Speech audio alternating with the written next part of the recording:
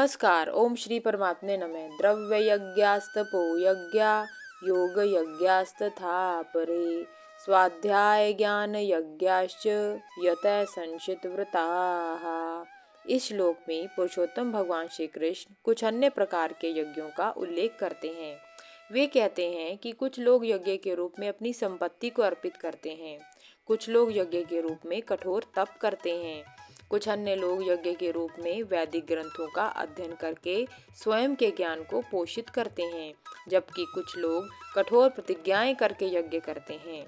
इस श्लोक में भगवान कृष्ण यह बोध कराना चाह रहे हैं कि यज्ञ सैकड़ों प्रकार के हो सकते हैं, जैसे धन यज्ञ, तपस्या यज्ञ, योग यज्ञ, ज्ञान यज्ञ अर्थात स्वाध्याय यज्ञ इत्यादि। मनुष्य अपनी प्रकृति, कर्मों, व्यवसाय, अभिलाषाओं, संस्कारों आदि के अनुसार इन यज्ञों को संपन्न करते हैं, किंतु यदि सभी प्रकार के यज्ञ भगवान को समर्पित करने के प्रयोजन से किए जाते हैं तो वे मन के शुद्धिकरण व आत्मा के उत्थान का साधन बन जाते हैं। इस श्लोक में उन्होंने 3 प्रकार के यज्ञों के अनुष्ठान का उल्लेख किया है। पहला, द्रव्य यज्ञ। इस संसार में लोग धन संपदा अर्जित करने में रुचि रखते हैं। वे परमार्थ के प्रयोजन से दान पुण्य करते हैं। इस प्रकार उनकी अभिलाषा भगवान की सेवा के लिए धन अर्जित करने की होती है। जॉन वेस्ली, जो कि ब्रिटिश उपदेशक व मेथोडिस्ट चर्च के संस्थापक थे, उन्होंने अपने अनुयायियों को उपदेश दिया, जितना धन अर्जित कर सकते हो करो, जितना बचा सकते हो बचाओ, जितना दान दे सकते हो दो। दूसरा, योग यज्ञ।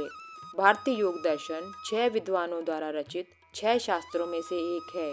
जैसे जैमिनी ऋषि ने मीमांसा दर्शन, वेदव्यास जी ने वेदांत दर्शन, गौतम ऋषि ने न्याय दर्शन, कन्नाद ऋषि ने वैशेषिक दर्शन, कपिल मुनि ने सांख्य दर्शन की रचना की है।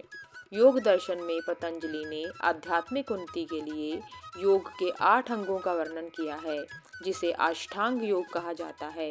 यह पद्धति शारीरिक क्रियाओं से प्रारंभ होकर मन पर विजय प्राप्त करने के परम लक्ष्य को प्राप्त करने में सहायता करती है।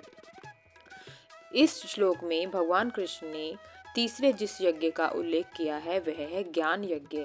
कुछ लोगों की रुचि ज्ञान संवर्धन करने में होती है। ऐसी प्रवृत्ति वाले मनुष्य अपना ज्ञान बढ़ाने व परमात्मा का दिव्य प्रेम प्राप्त करने के लिए तन्मयता से धार्मिक ग्रंथों का अध्ययन करते हैं।